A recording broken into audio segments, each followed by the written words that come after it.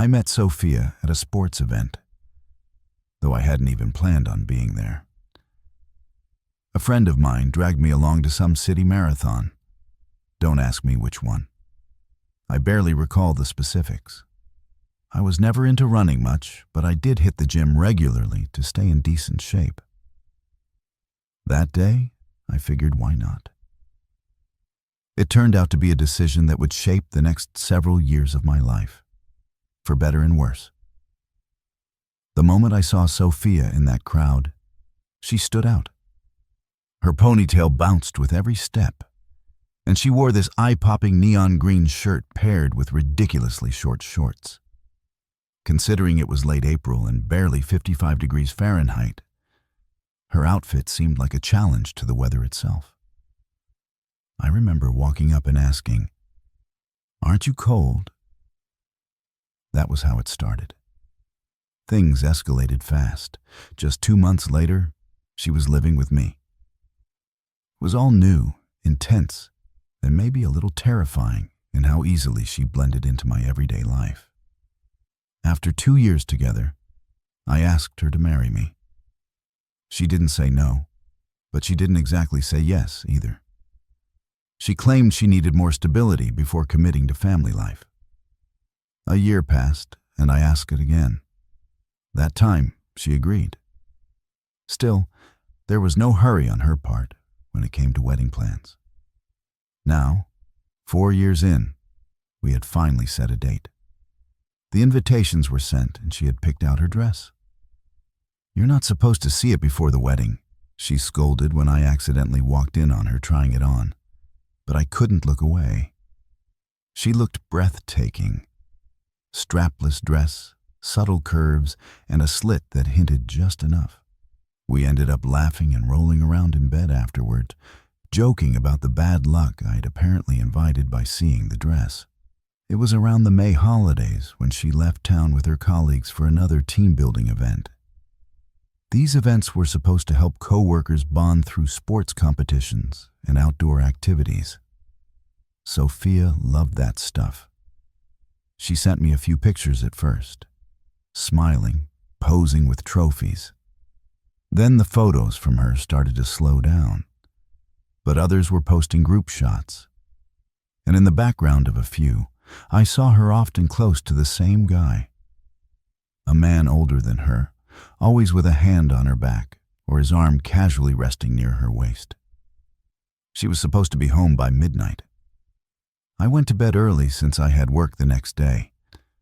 When I woke around 2 a.m., she still wasn't home. I called her. She picked up after a few rings, voice sluggish and words slurred. Told me she was on her way. I stood out on the balcony and watched the minibus arrive. She stumbled out, laughing too loudly, supported by that same man from the photos. He handed her the gym bag and said something in her ear before heading off. She walked in giggling. "Hey, babe, I'm home," she said. "Yeah, I noticed," I replied, trying not to sound bitter. "Oh, you're still up?" She giggled again and dropped her bag, heading straight for the bedroom. She was drunk. Drunker than I'd ever seen her. I watched her strip right there in the room. What I saw stunned me. No underwear, not a single piece. That wasn't like her, not after 4 years together. Something didn't feel right. I asked where her clothes were, but she waved me off, already half asleep. I picked up her shorts just to check. Definitely nothing underneath. Her gym bag was almost empty, just a sweatshirt and a swimsuit. That was it. I couldn't shake the uneasy feeling. I knew I wasn't getting answers that night, so I just walked out and slept in another room. The next morning, her phone lit up nearby. I wasn't one to snoop. But this time, a message popped up on the lock screen, and it stopped me cold. "Let's pretend it didn't happen. You've got a wedding. I've got a family. Once doesn't mean anything." That was it. In that moment, I stopped caring about the missing underwear, the drunken laughter, or her late arrival. I packed my things and left for work without a word. When I came home, she was waiting for me in the doorway with a hopeful smile and dinner ready. "I'm so embarrassed," she said, trying to sound remorseful. For a second, I thought she was about to confess. But no, I just drank way too much. That's all. "That's all?" I asked, growing colder. "Yes, I don't think that deserves this attitude," she shot back. I finally snapped. "Maybe it deserves an explanation for why you came home without any underwear." She flushed. "What are you talking about? That's ridiculous. Don't insult my intelligence. You stripped in front of me, remember?" Her smile vanished. She turned away, storming off into the bedroom. From there, I heard her voice soft and broken. "Don't you trust me?" I laughed bitterly. "Oh, I trust you. I just forgot to trust Mason." "Mason? Which Mason?" she asked, genuinely confused, or pretending to be. I'd had enough. I threw her bag toward the door. "Pack your things. Read the last message from Mason." She didn't argue, just stood there crying. It was a mistake. He said it meant nothing. I didn't mean for anything to happen. It was the heat, the alcohol.